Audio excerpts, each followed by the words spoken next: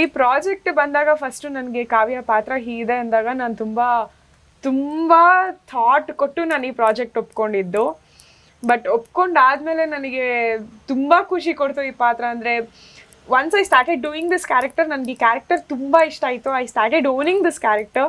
So ತುಂಬಾ ಇದೊಂಥರ different ಆಗಿದೆ ಕ್ಯಾರೆಕ್ಟರ್, ಮಾತ್ರ ತುಂಬಾ ಖುಷಿ ಕೊಡ್ತಾ ಇದೆ ನಮಗೆ. ನಂದು ರಘು ಅವ್ರದ್ದು ಫಸ್ಟ್ ನಾವು ಶೂಟ್ ಮಾಡಿದ ಸೀನೇ ಇದು ಕಾರಲ್ಲಿ, ಅಂದ್ರೆ ಫಾರ್ ಪ್ರಾಜೆಕ್ಟ್ ನಾವು ಮಾಡಿದ ಫಸ್ಟ್ ಸೀನೇ ನಾವು ಕಾರಲ್ಲಿ ಹಾಡು ಹಾಕೊಂಡು ಹೋಗೋ ಸೀನು.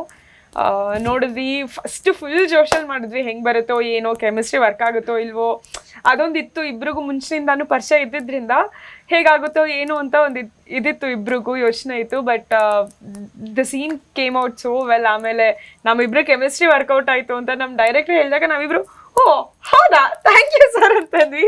ಸೊ ನಮಗೆ ಡೈಜೆಸ್ಟ್ ಮಾಡ್ಕೊಳಕ್ ಆಗಿರಲಿಲ್ಲ. ಬಟ್ ಆನ್ ಸ್ಕ್ರೀನ್ ನೋಡಿದ್ಮೇಲೆ ಎಪಿಸೋಡ್ ಟೆಲಿಕಾಸ್ಟ್ ಆದ್ಮೇಲೆ ಅಂತೂ ನಮಗೆ ಓ ಚೆನ್ನಾಗಿ ಬಂದಿದ್ಯಲ್ಲ ಅಂತ ಅದೊಂದು ಫುಲ್ ಖುಷಿ ಕೊಡ್ತು ಮಾತ್ರ project. And as I told, ನನಗೆ ರಘೋರು ಅಂದ ತಕ್ಷಣನೇ ಒಂದು ಕಂಫರ್ಟ್ ಝೋನು. ಸೊ ಅದು ಇನ್ನೊಂದು ಲೆವೆಲ್ ಚೆನ್ನಾಗಿ ಬರುತ್ತೆ ಸೀನು ಅವ್ರ ಜೊತೆ.